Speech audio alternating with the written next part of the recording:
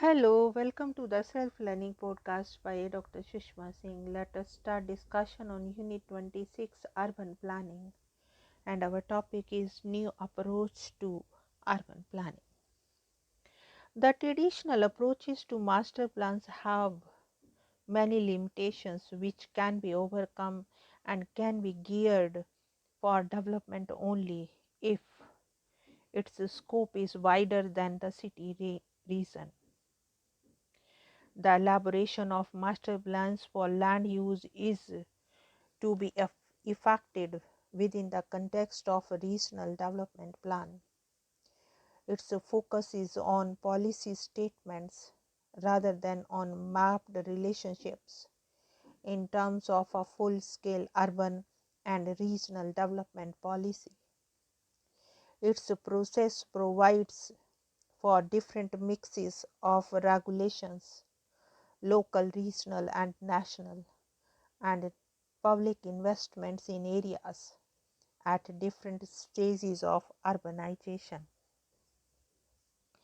Its operational content is a changing sequence of different sectors over functional and geographical units of space. Its coverage is wider enough to comprehend the development sequences of a system of geographical and spatial units of villages, of towns, of cities, of regions, and of the nation as a whole. Now let us move to the next point, main objectives of the national urbanization policy. To promote the welfare of the society in general and of urban area in particular, there is a dire need of designing a national urbanization policy to serve as a guide for the making specific decisions affecting the pattern of urban growth. An urban policy demands enactment of an act by Parliament on national urbanization policy and planning act for a more comprehension of social and economic forces for a wider spread of the benefits of urbanization over the space. We should have, among others, the following objectives: convergence of inter-rational income and growth differentials, that is, controlling city growth in rich regions and expanding urban centers in lagging ones; achieving national economic growth which has its implications in terms of structure and spacing of a hierarchy as a whole, to the importance of leading cities as generic forces of economic growth and diffusion of innovation; gradual elimination of differential in lifestyle in terms of productivity and welfare both in urban and rural areas, providing the minimum levels of services for improving the quality of life; favor a pattern of urbanization and economic development which offers a wide range of alternative locations and encourages a balanced use of natural and human resources,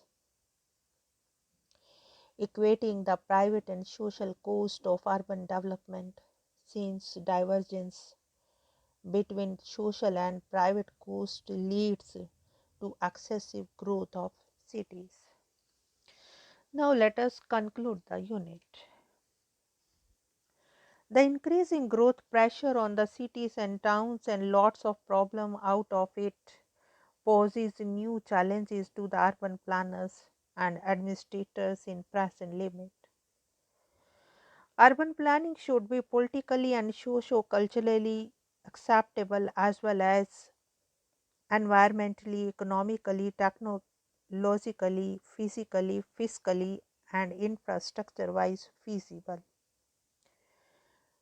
The increasing pressure of population growth on urban land, its use and reuse, the amenities and services, and the large number of low-income groups in urban areas are some of the important factors contributing to the problems of the urban health hazards.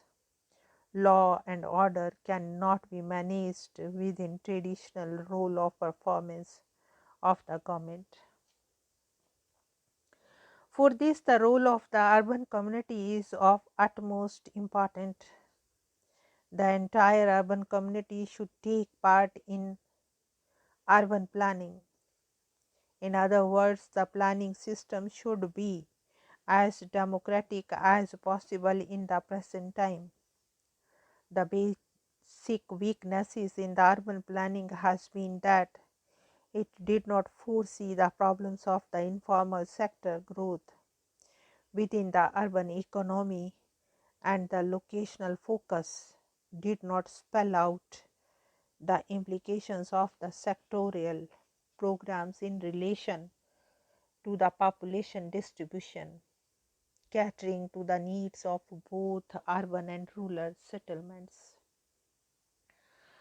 Now let us wind up the session, and we have come to the end of the unit. Thank you very much for engaging yourself with the self-learning podcast.